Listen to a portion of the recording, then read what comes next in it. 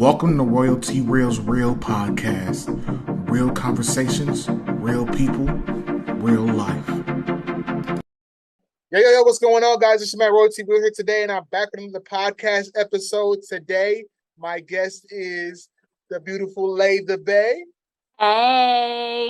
So, what's up, Royal? What's going on? So we saw you last week when we did the podcast with First Lady Flames. Dope. That was a dope-ass interview. Right? It went way better than I expected. Anybody that says different is just hating. Right. You know?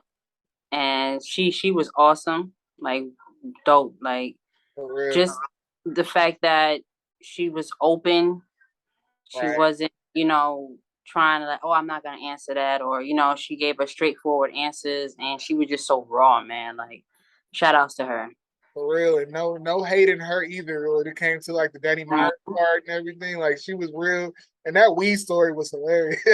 No, definitely. The tacos got me because I'm like $60 on tacos. All right. It was worth every cent though, I bet. Clearly. So let's get into how we met. I was randomly following a lot of people on Instagram, trying to get my following up. And you're one of the people that followed me back, and immediately, random, right? As soon as you follow me back, you just start showing mad love. Like you start liking my posts and everything, and I'm like, okay, this is cool. Some people follow and don't say nothing. Mm-hmm. So I hit you up. I'm like, thank you for following me back and showing love. And you said, of course. Yeah. And then, but see, for me, no matter who follows me, when I see that, because I seen that you were doing like podcasts and things like that. And so clearly, that's a business. Anything that's Black in business, I support, especially when it comes from a man. I'm not a feminist by far, and I'm not hating on the ladies. I just feel like Black men don't get the support that they need from us as women, as a whole, as a unit. So when you added me and you wasn't on no weird shit neither, like some people try to creep up in your DMs or try to follow you because they're trying to see, what you're doing for someone else. Like, it wasn't like that. It was so organic. Like I felt like I already I knew you from somewhere. So right. It wasn't like it was scripted or, like I said, you wasn't trying to come at me any type of way. It was a mutual respect. Hey, he followed me. Let me go see what he got going on. Oh, okay. Like, right. You appreciated it. And here we are. Right. And then the conversation started flowing. And then, like the first day, we got on the phone and talked for an hour. And it was just like, okay. And then I found out that you were a hip hop fan just as much as I was. You started bringing up names that I was like, okay, Big L. I was like, okay, she know her stuff. Okay. Yeah. And then I was like, she from New York too. I was like, okay, the Mecca. So I was like, this is different. And it was a connection immediately off of just that, and then the vibe, So that's why the rawness. It's the rawness, and the mere fact that the podcast alone it has the word real in it. That intrigued me the most because again, we spoke and it was like organic. It wasn't like it was made up or we on silent on the phone. Or we were talking about different shit. Yeah, we were going here, there, everywhere, but for us to have conversations, a lot of people can't hold conversations in a room with anyone. Right. Let alone be able to switch those conversation up. You feel me? We could talk about accounting and then talk about, some hood shit that happened the other day. But Right. I just felt comfortable talking to you, period. Same here. That's why I opened up and I'm like, okay, let's get to talking. So I started to get to know you and I asked what you did. And you told me that you were a party planner. So, well, that's what I'm trying to get into. Because I like getting people together and I know a lot of people. And again, like I like to play the background because I want to be in a cut like a Band-Aid. I don't want to be seen. I don't want attention that much. I just want awareness. That's the word. Awareness. And so, here where I live in Macon, it's not boring, but it's boring. Like you being from California, me being from New York, when you come into these small little towns, it's boring. Oh yeah, definitely. It's boring. So that's what I I'm hoping to get into. That's what I'm going to get into. Because who don't like a good party? Right. And there's like 2 or 3 colleges around here. So was it the move that really inspired that, or were you thinking about that before you moved to Macon? Oh no, I'm gonna tell you exactly where it started from, right? So back in, I believe it was 2015, I had started this nonprofit organization called Beyond Any Problem Sisterhood. It was called BAPS. And so and the reason for that was because I'm like, I was raised by women. There's actually more women in my family than there are men. And I've always seen like cattiness amongst, friends, peers, and things of that nature. And I'm like, I want to build something where all women from different parts come together. Unfortunately, because for some reason, you're always moving fast on things and you don't really sit down and think things through. You just think everything's just going to happen because you came up with a freaking idea. So that kind of happened to it.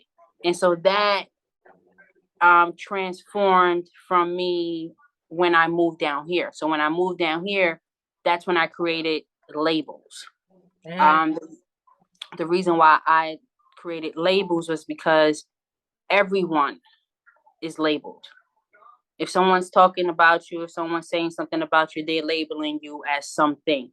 Oh yeah. And so for me, it was like everyone wants to pretend to be somebody they're not. Be yourself. So label, that's what it means to me. Even cooler for me is the fact that it has lay in it. So that's why it's spelled Laybel. But that's where it all stemmed from for me.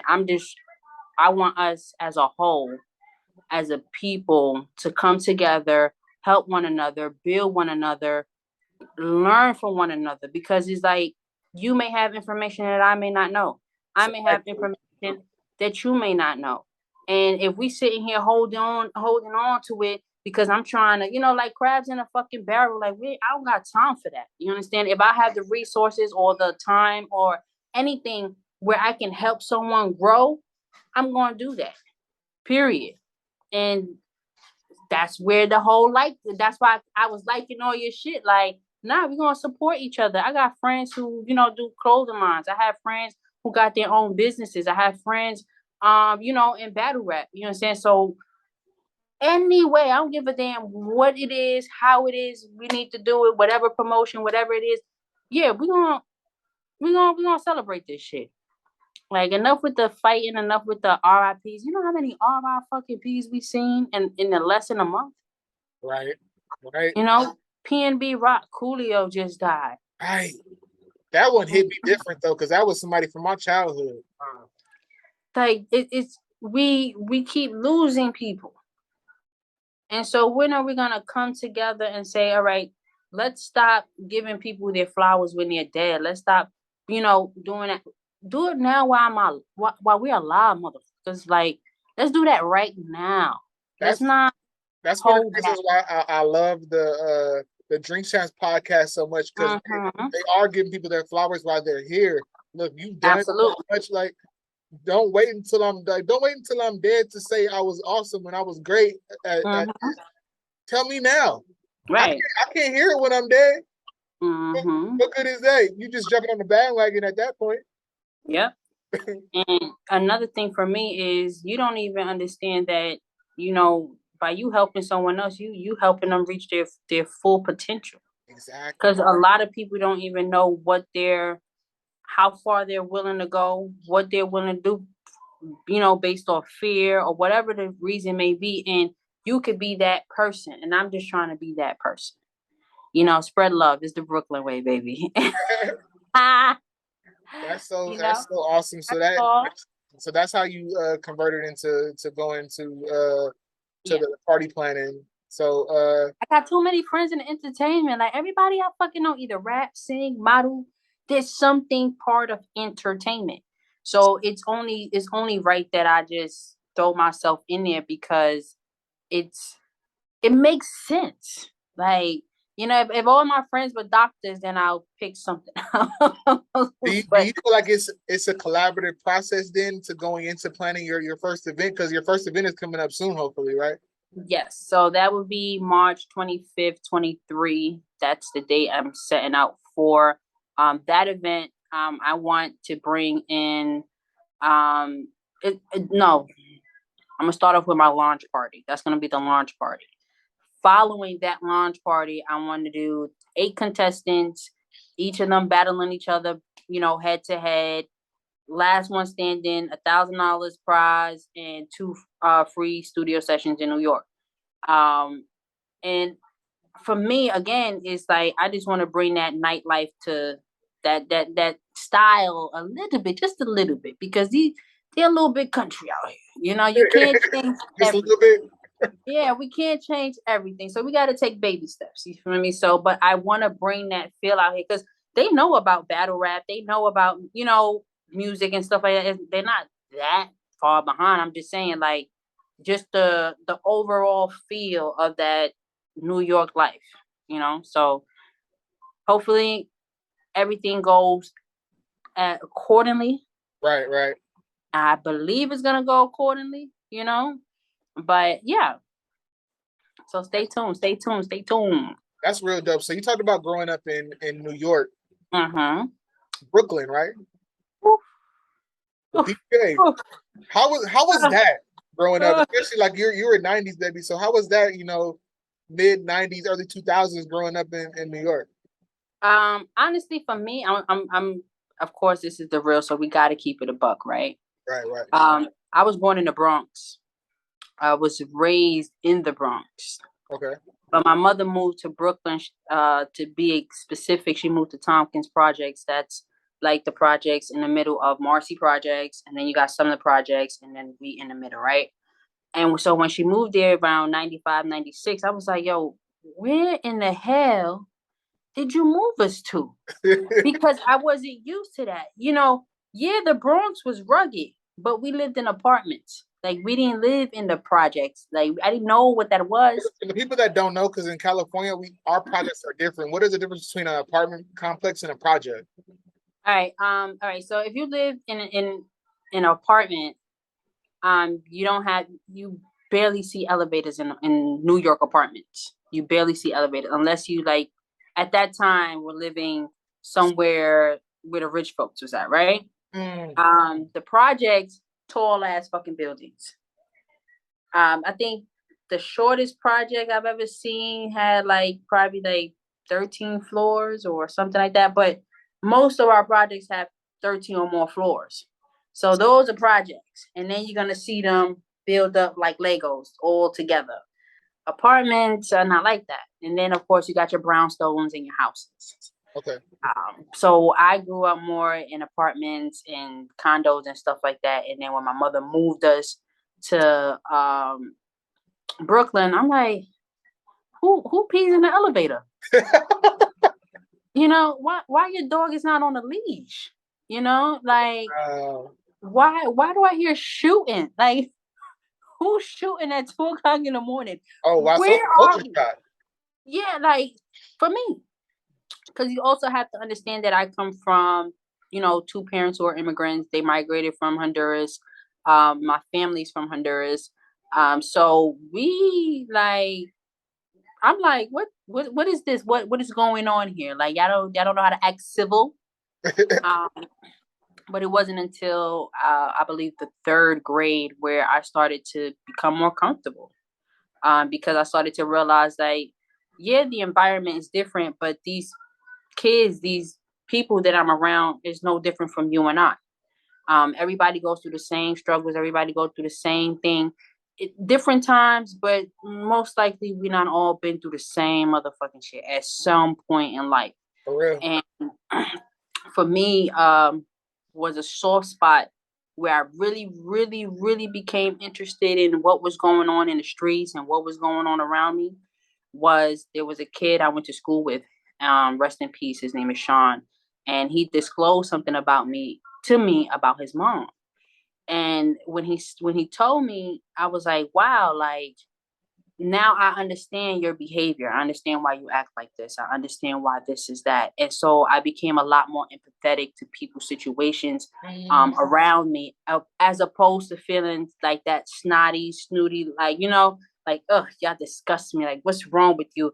It was more like, yo, you got a story. That is a huge level of maturity at that young age, to be able to step outside of yourself and really empathize with somebody, because you understood and take the time to say, look, oh, we're not that different from each other, so you got mature really quick because of that experience.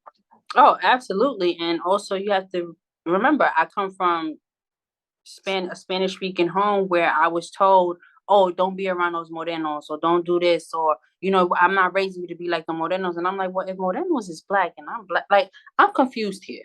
You know what I'm trying to say? Like, and so I don't care what kind of Latin you are, whether you're Dominican, I'm not even gonna say Puerto Rican. I'm not gonna put them too much in there. I'm gonna say Dominicans, Hondurans, Salvadorians, anyone who comes from Central America, South America, those parts. You were raised to stay to, like, black people are no good. Stay away from them. That's crazy though, because coming from Honduras, like a lot of times hello, people from Honduras would usually end up in like California or something like that. How did you guys end up in New York? That because being in New York is the Latin population is not really Mexican or South American. It's more like you said, Dominicans and stuff like that up there. So how was that? For me, I know my grandmother moved when she came to America. She landed in Harlem.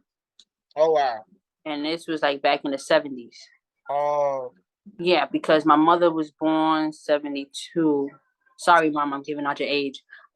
She was born 72. And she's still young. Yes. Yeah, so my grandmother was here in the 70s, and my mother's her last child that she had in Honduras before coming to America. So she had that came here like late 70s, early 80s. So when my mother was 14, my grandmother went and got the rest of her children, because she had two more in the United States, but she went and got the rest of her children from Honduras. Excuse me. And yeah, so my mother was here young, 14 in the 80s. We was all born here, and there's a lot of Hondurans in New York. Like, how we all got here, I can't tell you that. So that's the whole sub community there of y'all. Oh yeah, absolutely. We have a parade in the Bronx, the Honduran parade. I believe is the week after the Labor Day parade. Yeah, we do. We have a little community. Absolutely. That's crazy. I had no idea that there was that much representation in New York.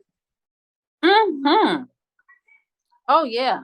So especially in the Bronx. How is it seen? Are like all the Latin communities embracing of each other, or is it like no?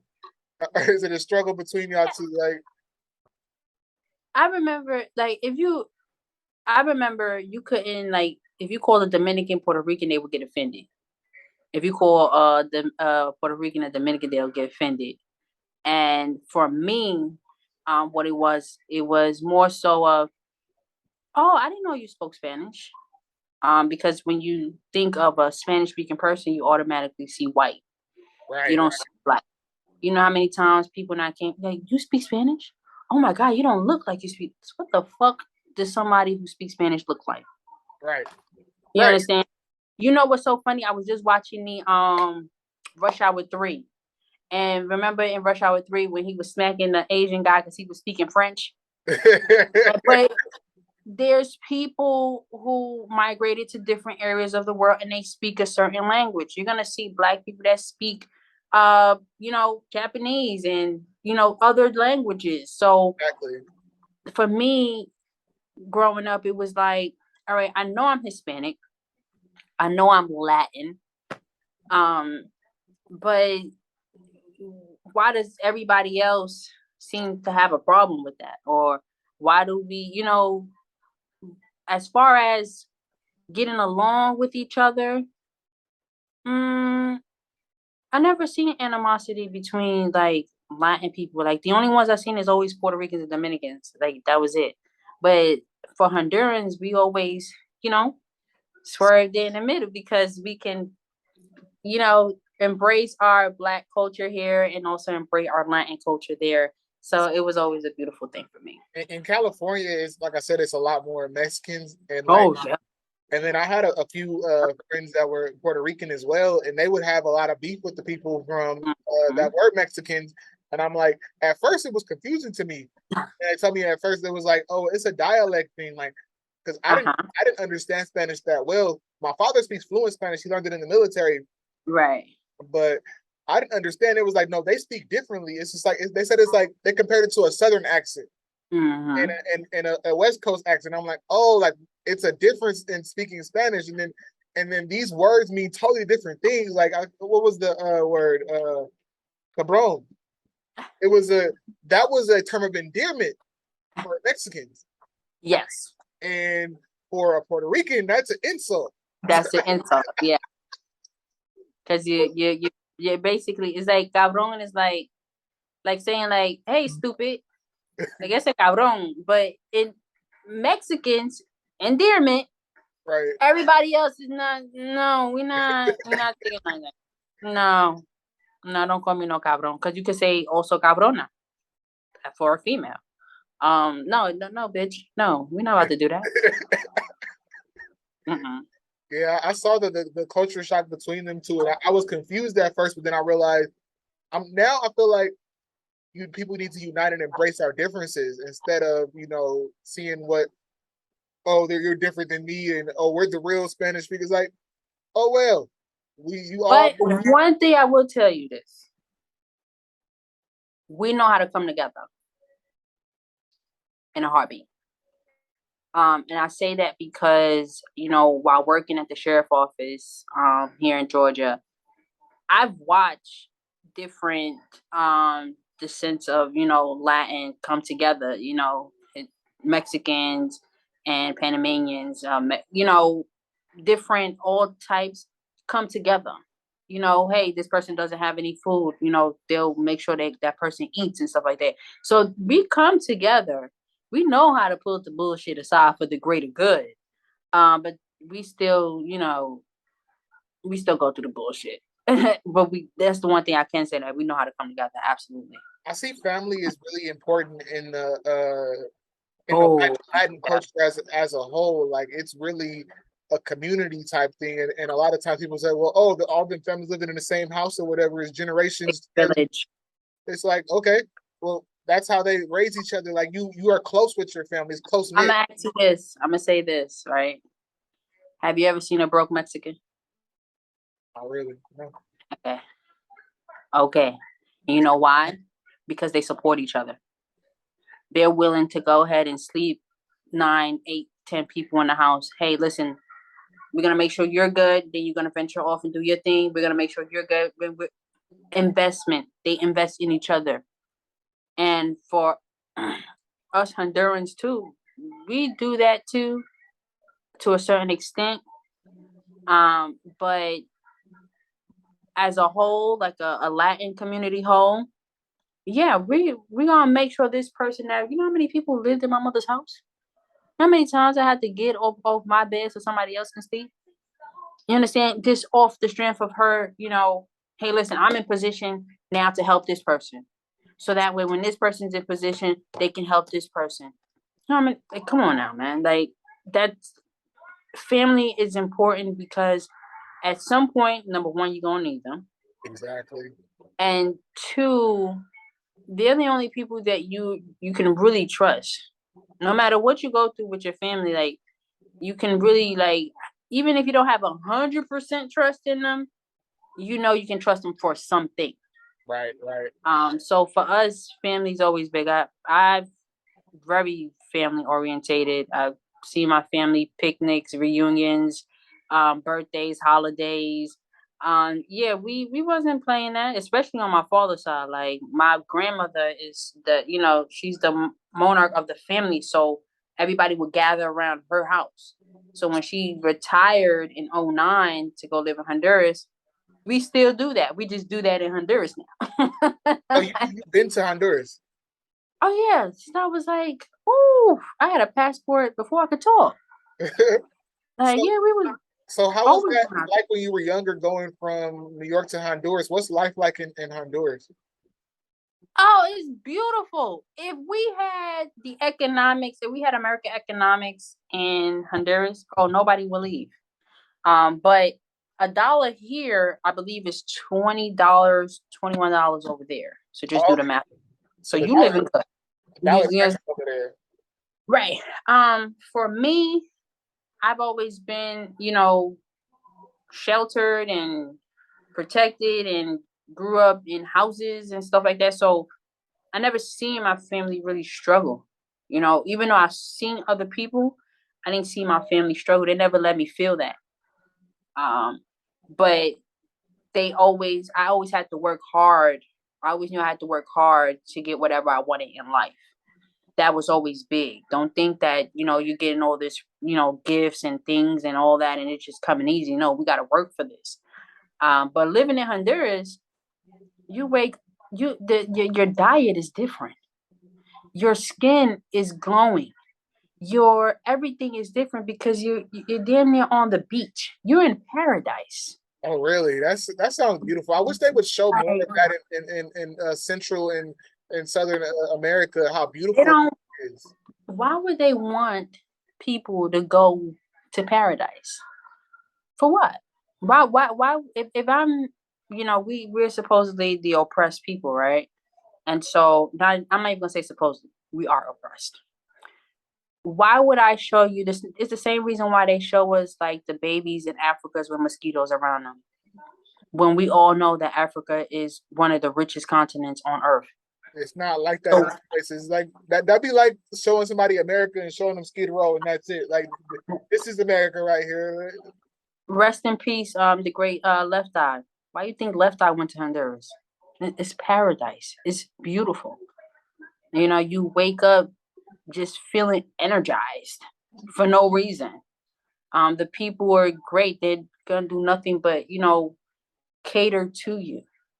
And it's not about you giving them money or nothing. It's just that's how we are.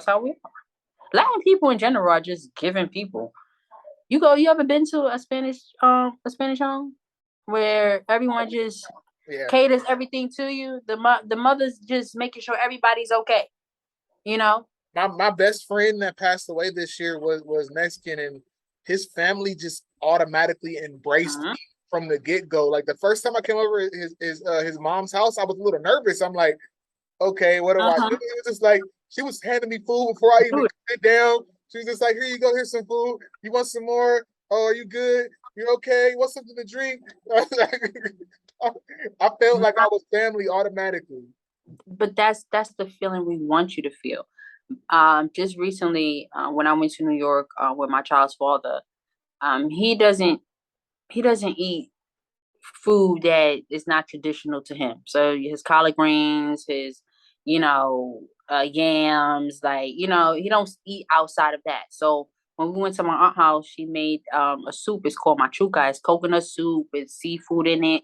Delicious. You're gonna love it. But because he didn't know what it was, he didn't want to eat it. My aunt went in the kitchen and made him some eggs, salami, some plantains, but she would have done that for anybody. You understand? And that's just how we roll. That's just how we roll. We want you to feel as comfortable as possible and feel like you are family because we want you to be yourself. We wouldn't want you to be anything but yourself. And that's what it felt like to me as well. Like my best friend, rest in peace.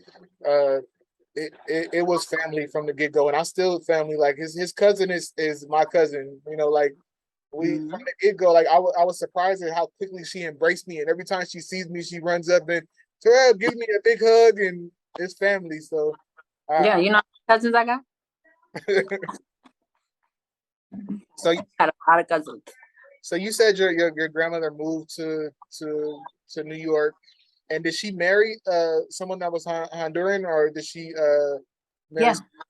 Oh, Mostly everyone in my family is married to another Honduran. But again, that comes from culture.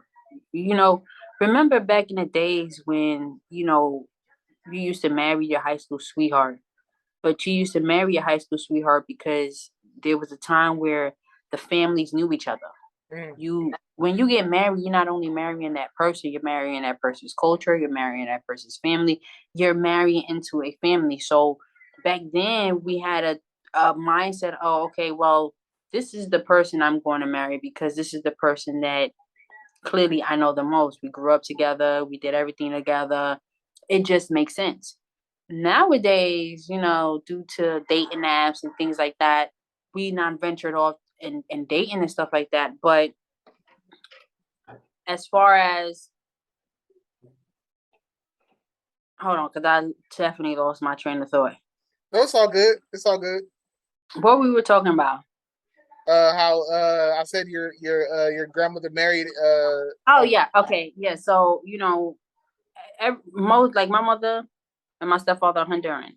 My father married a Honduran. You marry into what you know. You marry into your culture, so you can keep that going. That's why there's people that are against interracial marriages. But every culture marries into their own fucking culture. Asians, Indians, and sometimes it's not as much of a conscious decision. It's just who you were raised around. That's what you naturally gravitate towards. Like it's if you were raised in a more diverse area, sometimes you might do outside your race. But if you were raised around Black people, you're gonna want to be with those people. It's just natural. So a lot of people don't understand that. Oh, you're it's why don't you do that? Like it's how you were raised. If you were raised differently, then maybe you would. Maybe you would be attracted to someone out other way. And there's a difference between attraction and then our basic instinct is to build family and keep the line going. So it's just like build a tribe. That's the whole point. You want to build a freaking tribe. Exactly. So you want to keep it. You want to keep the momentum going. Right. So you're on the same wavelength as me. You have the same values that I have. So why not keep this going? So a lot of people understand that. Now, what we don't do is we don't go around arranging marriages. Some cultures do that. But we don't. We don't do that. But preferably, your parents would want you to date within your culture. Like that's just how they would want it to be. But again, millennium him. Once the millennium hit, it was over. Right. Like everybody was really going their separate ways.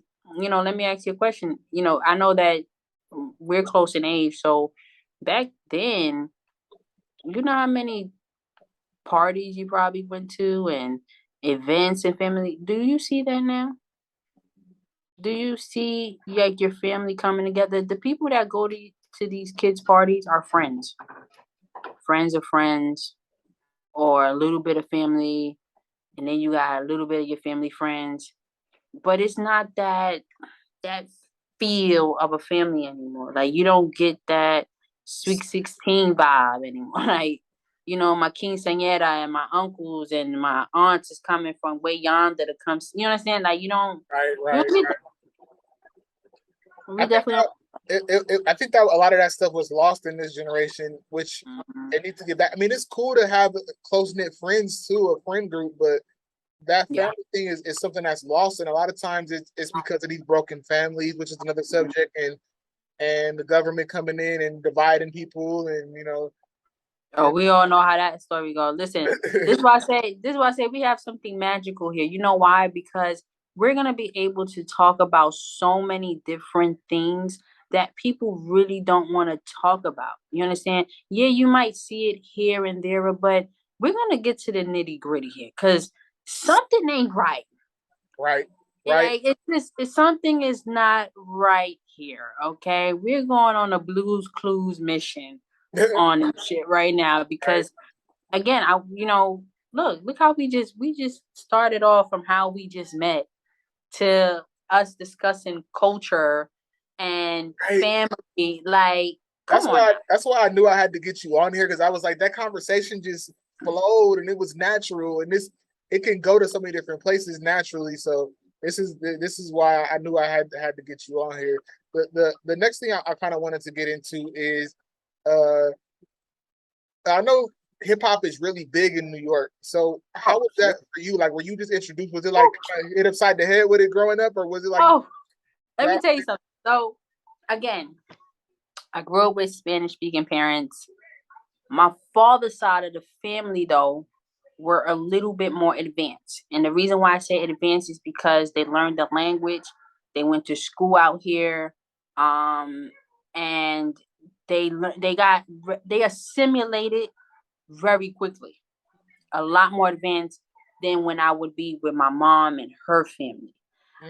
So for me, hip hop started, I would have to say around like 96, where I think the first person I heard was Mary J. Blige. Like, she was the first person I heard. And then shortly following her, then I would hear about Biggie, then Tupac, and Salt and Pepper. I used to watch What a Man, What a Man, What a Man, What a Mighty Man. Yeah, I know. Like that, I used to love that. I used to couldn't wait to watch that video. But then there was like certain things, there were certain songs that my aunt was like, nah, you're not singing that. Like, more than a Boricua. I was not allowed to sing songs like that. Really? Yeah, because to my aunt, it was like, it was offensive. What are you talking about, more than a Boricua? Like, no, that don't mix. Well, but Boricua means Puerto Ricans. Puerto Rican. So that was like, yeah. So but I fell in love with music because my aunt she loved Stevie Wonder. So it wasn't just hip hop that I was being exposed to. It was all different types of music, like Stevie Wonder, Janet Jackson, Michael Jackson. I remember we used to have the Michael Jackson cassette where he had from the very beginning of his video, which was what Don't Stop Till You Get Enough. Oh yeah. And then it transformed into, I think, Smooth Criminal, but it was all his hits on this one CD, right? Well, back then it was VHS. But I love music. I love what it did. You mean cassette tapes? Yes. And I just love what music did for me. It saved my life. I'm not gonna hold you. Music saved my life because to me, music is poetry. Just using a beat. But if you really listen to what people are saying, some people are crying in their music. Some people are pleading for help in their music. Some people are telling you, listen, like how Mary said it best, no more drama. Like when she sung that, like, I don't know. The documentary she did about that album? No. It was so deep. That was real. That My Life album was real. Like, no, yeah. I thought you were talking about the No Drama. I'm like, no, I didn't see that one. But no, the My Life, yeah, I did see that. It was definitely deep how she was able to go into those spaces at those darkest moments in her life. But this goes back to what I was saying. We're all humans. We all make mistakes. We all fall short. And so when you have people like Mary who's putting their vocals and their talent to share it with the world, thank you. Thank you, because that's personal. You didn't have to share that. And that's the beauty in music, is you get to express yourself and be your rawest self. That's why I don't like a lot of these rappers nowadays who are, oh, I'm this baller or whatever. No, tell your story or the truth. Tell the truth. That's why we related to Nas, because Nas was telling the truth. He was rapping about what he was living. Like they were this was real stuff. If they was really a gangster, it was real. And then and back then in the 90s, somebody's gonna test you about that. Oh yeah, it was real in the field. Oh yeah, it was really real in the freaking field. And you know what's so crazy? That back in the 90s, like shit was real. I'm talking about the Bronx. Look like a freaking haunted house. You saw nothing but crack houses and stuff like that. Like, this is just the Bronx alone. This is one fucking borough. You understand? In one state. So if the Bronx was looking the way it was looking, you can only imagine what Uptown Harlem was looking like. You understand what I'm trying to say? And then there's not Brooklyn. People were scared. People are still scared to go to Brooklyn to this day. You understand? But again, when you pull the music from each borough, we're talking about Wu-Tang, Staten Island, Nas, Queens, Nori, Onyx. Like, I love Onyx. Is it like a lot of people don't even know if you know who they are if you mention them. Like that's legendary hip hop right there. And I tell people, like, if you want to be a hip hop artist, you might not have to make that kind of music, but you need to know where it comes from.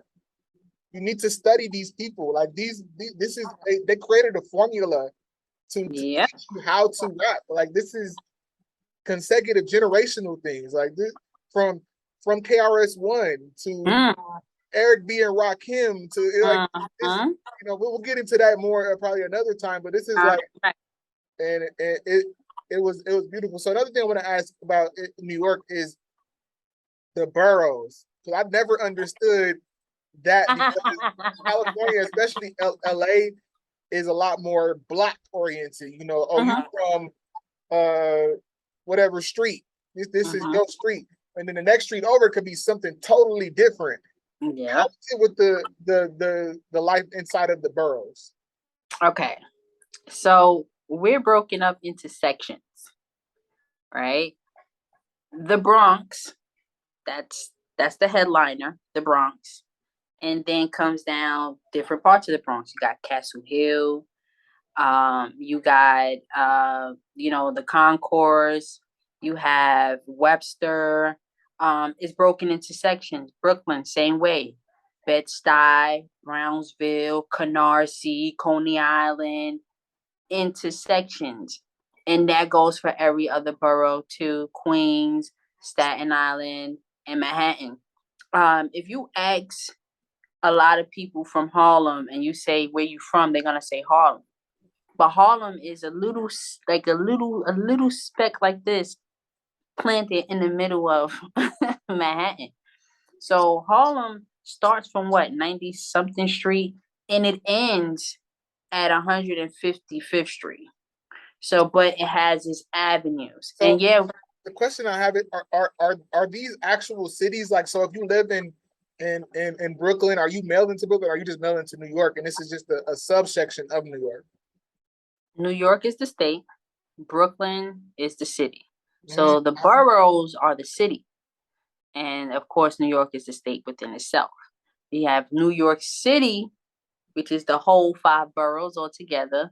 But of course, you got upstate New York, Albany, and all them other places and shit like that, right? But we technically boxed in. If you from New York, then you know. You don't want to.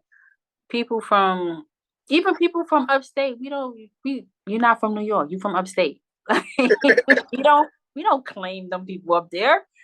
No. It was like that a lot in California for the 2 different sections. Like LA, if you're not from the city, then you're not from LA. You're not from Cali. You're like this. Yeah. And then really, like, especially like Northern California and Southern California, they're 2 totally different states. And I will tell you, like, people will talk differently. People will, we meet people from up north, and it's like they have their own slang. Like E40, they really talk like that. I used to think I love E40, by the way, but I used to think he was the voiceover for Scooby Doo. Really? Oh wow! Am I naive for thinking that? No, it's just the way he talks. It's like he got to be the voiceover for Scooby Doo. There's no way. They got their own lingo and slang up there where it'll confuse the hell out of you if you don't know. Like now, I understand. I've been around people, but sometimes still they say stuff, and I'm like, "What is go to Baltimore. You ever been to Baltimore?" I've been around the area, the DMV area. Oh, they talk like I'm gonna tell Sharon, Kern, Aaron, like I'm like, nigga, what are you saying? What? Oh, but what's crazy is like me living down here, people are like, oh, I can tell you from New York, the accent. But when I go home, it's like, oh, you sound like you from down there. Okay, you know what? I'm just gonna stop talking. Because y'all confusing me. I know where I'm from. I'm from Brooklyn, New York. Okay, that's where I'm from. But that accent, oh, they talk funny down here too. I've seen it. Mississippi though, there was a child that we fostered, and she could not say mayonnaise. She say mayonnaise. What? Let me get a mayonnaise sandwich. A mayonnaise. Oh. I was just like, now I want you to say that again. What? She said she couldn't say mayonnaise. A mayo. Like mayonnaise? Yes. She couldn't. So what she would say? Mayonnaise. Mayonnaise. Yeah. Like money. Basically, I could for the life of me, I probably don't even say it how she says it, but she's like, you know what I'm talking about, the mayonnaise. You said mayonnaise. I'm done with you. Because she could have just said mayo. Like I right. But I guess it's a country thing because like my dad's from Virginia, and the way that my family speaks out there is totally different too. Like so when I was younger, I would think it's hilarious because my dad, they said he changed because he was in the military for like 4 years, and so he traveled. So I think among his traveling, he lost the accent.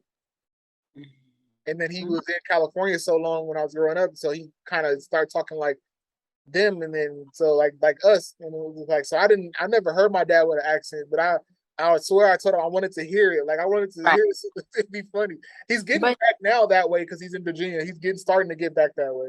They say the longer you are somewhere, the more you start to adapt the language and the way they talk. Because I find myself saying finna a whole lot of time, like I finna do this, I finna do that. And I'm like, I'm not from here. Like, stop doing that. When I was in Texas, like I thought I would never. I don't think I'll ever fully convert my accent, but I think words I'll pick up on. Like from living in Texas for 2 years, like California, you would say, "Oh, that bitch fire," like the song, "That bitch fire." Oh, this weed fire, this bitch fire. Then in Texas, they say that hoe, so that whole bomb. So I was just like, that hoe. The hoe. Yeah. Like HOE? Yes. That whole fire? Yeah, that hoe be hitting. I was just like, and then what do they refer to the hoes? They still hoes? Yeah, or they say she go live. I'm gonna need them to get themselves together. it's a whole like themselves together. I thought I would never say that until one time I listened to some music I had beat in my car, and I was beating, and I was just like, oh yeah, that hoe be hitting, huh? Oh, and I just like I looked at myself in the mirror, like I was just like, they sucked you in. I'm disappointed in myself. Yes, that's how I be feeling when I say finna do this, finna do that. I'm like, but ho, that's interesting. Yeah, the slang everywhere is different. I was in Kentucky. Oh yeah, and somebody told me to get up through, and I was just like, what? It's like it took me for a second. I was like, get up through, homie, get up through. Wait a minute. What are you saying? It took me a while to finally figure out that he meant I needed to leave that area. Because I was in technically the wrong area. I was just don't pass go. Don't collect $200. Just because that slang right there. Right. One thing I learned though is everywhere is got their own hood, and I don't underestimate anything. It's coming from California. I was like, oh yeah, we the illest. We real out here. This gang banging shit is real. And then I get to Kentucky, and I'm like, oh, they gang bang out here too. And they will push a line over their stuff for real. Like, yes. Have you been to Chicago before? No, not yet. I went to Chicago one time. I went with someone.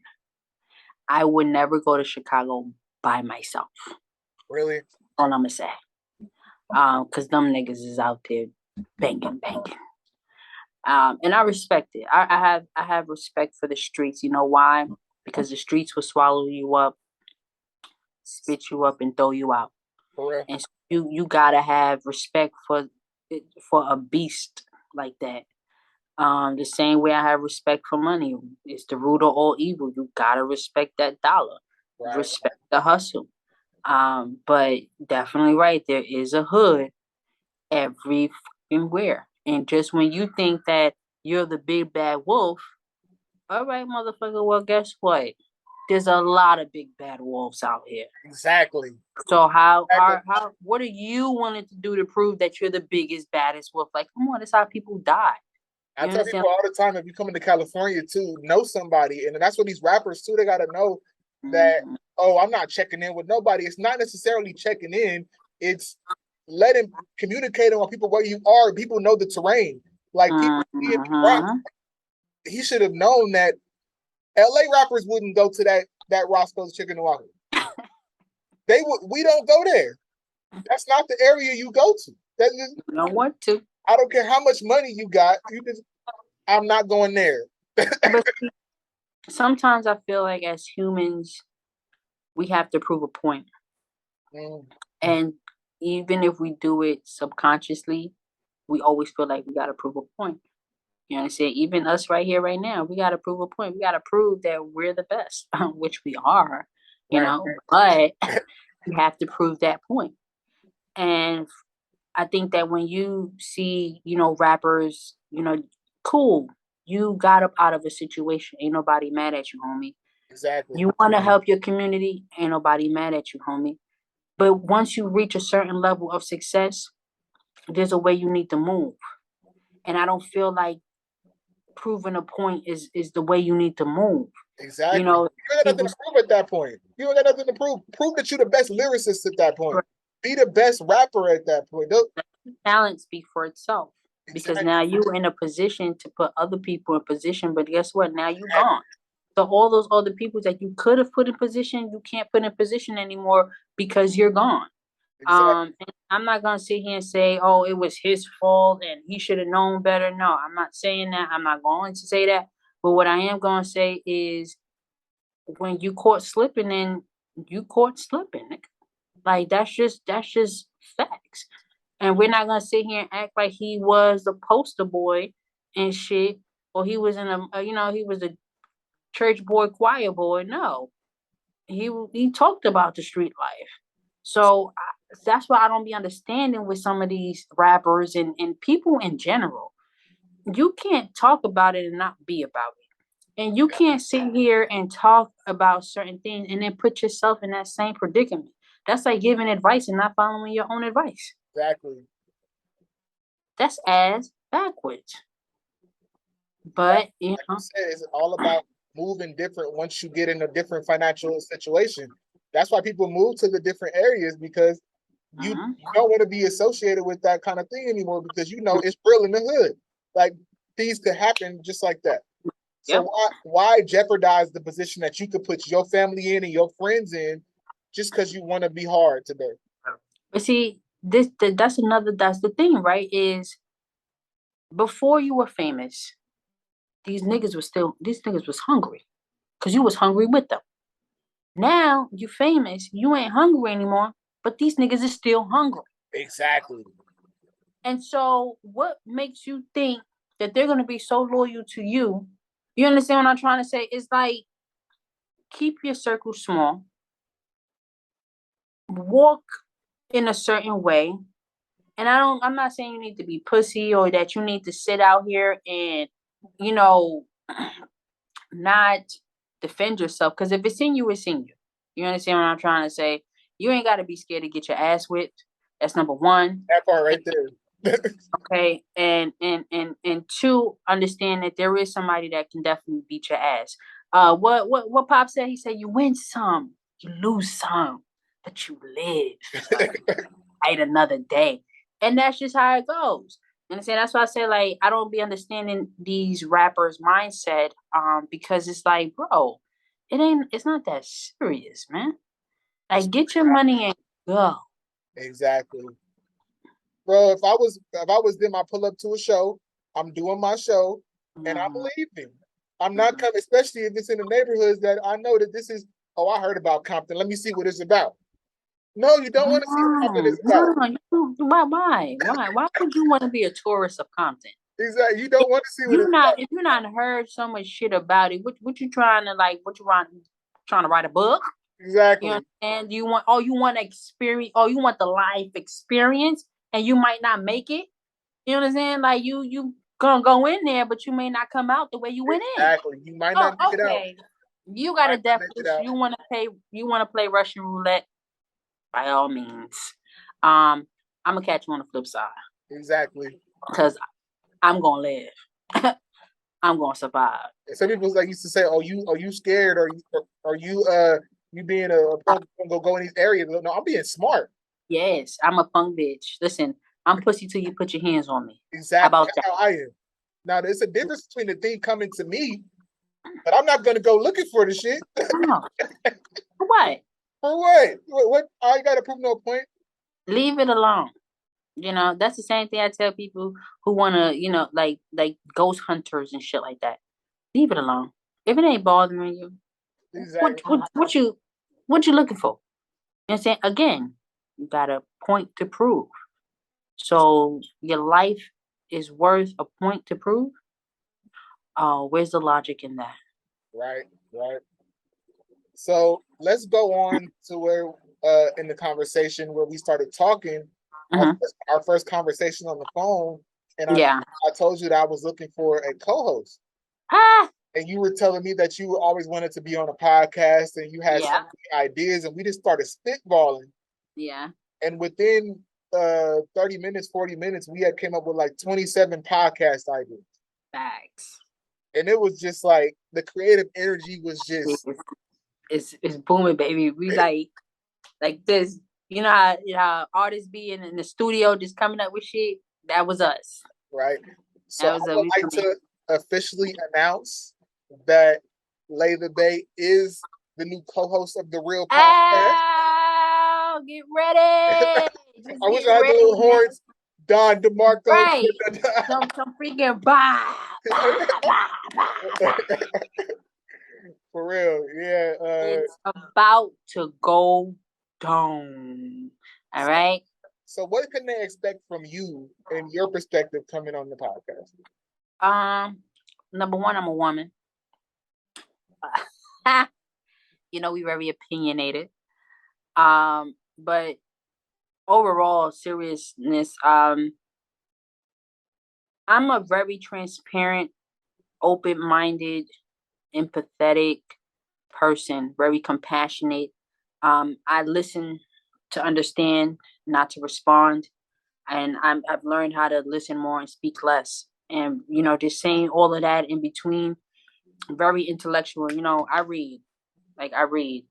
I have library cards for every borough in New York because I love to read different things. Like I'm not lying to you. Like I'm supposed to be returning these books back soon, but like I read. I stay trying to learn something new every day. And through my experiences, through my life experiences, watching other people fail, watching other people succeed, watching myself, fall, get back up, you tend to go, make your mistakes, learn from them. And for me, I just feel like I could talk about anything. What you want to talk about? We could talk about. But if we're gonna talk about it, let's talk about it. Don't half-ass no conversation with me. Then we ain't gonna talk none of this bubblegum shit. You understand? It is what it is. And if you're right, you're right. If you're wrong, you're still right because you could have been wrong. So we could expect someone who's informed, well-spoken. All of the above. And for me, what always has helped me is the fact that I speak a whole nother language. So I have a whole different perspective on life, period. And values, morals, principles. But that all coincides with what? Me growing up in the city of New York, in the borough of Brooklyn, being surrounded by real niggas, being surrounded by, some real shit, some fake shit. and a little bit of everything. I've always been very versatile. I can assimilate to any part of the environment that I want to. I could be in a corporate office and have a conversation with them, and then I could be in the hood and have a conversation with them. It's all about how you move, and how you maneuver. It's your verbiage, it's your your posture. It's everything. It's not just one thing. It's a whole bunch of components that come into it. And I feel like as much as women, because there's a lot of women on podcasts right now, but let's be honest, I ain't trying to sound cocky here, but I'm probably the most naturalist woman you'll probably ever see on a podcast. And that's just me being real. You understand? Because I like to be real. Let's keep it funky. Let's keep it real. Don't talk to me about some shit you heard. Talk to me about some shit you know. Right, right. Another thing that we talked about that first conversation and really made me know that you will be the person for this was the fact that I was like, "How do you feel about disagreements?" Oh, yeah. I told you, like, I did not want a yes person. I don't want that in my life. Everybody, famous and they want to surrounded by yes people. Can we have a disagreement, but still be on the same, be able to talk and be able to debate it out? Disagreement. A healthy disagreement. One thing for me, when I was, as you grow older, you start to, level out your relationships, right? That you in with people. And so one of my things that I learned was I don't want to go to bed upset. The reason why I don't want to go to bed upset is because I don't want to harbor those feelings. Let's talk about it. Let's communicate. I want to talk to you. Tell me the truth. I'd rather the ugly truth than the pretty lie anytime. Tell me what's up. And so me and you were able to do that without even really knowing each other, but we spoke the naked truth. Exactly. About what it is we wanted to do, how it is we wanted to do it. This is a whole blessing in disguise for both you and me. Definitely. You understand? And it is even more for me because I love when things just happen. This wasn't forced. Exactly. This wasn't anything monetary that was, lucrative for both you and I. It was more like, yo, we have chemistry. We're about to sit here, talk our shit the way we're going to pop our shit. Exactly. And either going to hate it or they're going to love it. And what more can we do but put 100% into everything we do at all times and give people great content? We don't want to just talk about battle rap. We don't want to just talk about, what just happened with deaths and all this extra shit. Now we want to talk about everything. Right. Everything. You guys are gonna get a whole whirlwind of stuff. 1 week it's gonna be real deep, where we're just digging into some stuff that might make you feel uncomfortable. Listen, I got my tissue ready. Tissue ready. You might get emotional and stuff, and the next week it might be hilarious. We might be laughing the whole podcast episode because we talk about something fun and funny. But Roy, you know what's even more beautiful than anything is the fact that you and I have agreed to disagree. Exactly. And that's okay. I tell people that all the time. It's okay. You do not have to agree with everybody. Absolutely not. Absolutely not. You understand? What you eat don't make me shit. You understand? But I can tell you then you shouldn't have ate them nachos because you feel me? I feel like people they say they want real, they say they want raw, and then when it's given to them, they run away from it. And I think it has a lot to do with self-love. You understand? A person told me a long time ago, in order to keep it real with me, you got to keep it real with yourself. Right. No way. I can't sit up here talking about I'm real, I'm that, and I can't even look myself in the mirror.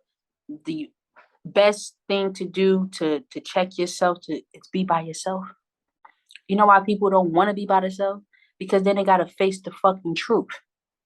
But when you have someone around you, that other person is able to distract you from the truth. We're gonna talk about that on a future episode too, when we talk about the pandemic. Sat a lot of people down and made you deal with yourself. That's hard. You know what I'm saying? People who were married 36 years. I know a couple 36 years getting a divorce because they never took that time out to really sit down and deal with shit. The pandemic came and people had to face the fucking music. Only the strong will survive, man.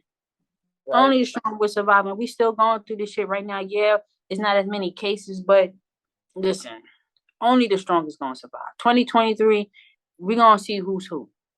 Right. We're gonna see who's who, what, and what is what. As horrible as this pandemic has been, this future, it did a lot to reveal people to themselves. And the future, we're gonna see a lot of changes coming up in these next few years. Ooh, I'm scared. I'm talking about economy scared, socialization scared. I'm talking about, it's scary. It is fucking scary. And what's so crazy is that we're not there yet as a unit. We're not there yet as a motherfucking unit. And while everybody else is off building their empires and building their secret fucking El Chapo tunnels and shit, we sitting out here fighting like crabs in a motherfucking barrel. Not focused on what's really going on. At all. That's why it's so important to know what's being informed. And we're going to inform you guys. We're going to entertain you too. We're going to talk some real shit. We might disagree a lot. Some podcasts might be just look forward to that. Debating for real. Just at the end of the day, we're going to be able to have an understanding, and respect each other, which is what the world needs. What the world needs now is love, sweet love. So going forward, motherfuckers need a hug. The R.E.A.L podcast is still the R.E.A.L podcast, but it has a new acronym, and we're giving you that raw, educated analysis of life, baby. Yeah, baby. We came with that acronym together. We came with that acronym within 30 seconds of thinking about it. It was just the juices just be flowing, baby. It just be flowing. Well, I officially welcome you to the podcast. I look forward to building with you. I'm pretty sure the audience is going to love to see you going forward. Absolutely. Who want to see my fat face? And also, we're going to have a lot of different guests coming on still, too. Absolutely. I'm working on a couple, but, there'll be secrets still, You'll know when they come on, Yeah. But stay tuned. I appreciate it. I'm ready to build. Oh, let's go, baby. You already know the vibes. Well, it's been Royalty Reel's R.E.A.L podcast. Official guest host, Lay the Bae. Official co-host now, not guest host. She is the co-host. Ow! I want you guys to like, share, subscribe, do all of that good stuff. Don't be no goddamn haters, man. Like, subscribe, share. Stop hating. For real. Damn. I love you guys. Peace. Fly indeed, it's alright to trip, live life on 10. I might not see tomorrow, living on time that's borrowed, so I'ma drown.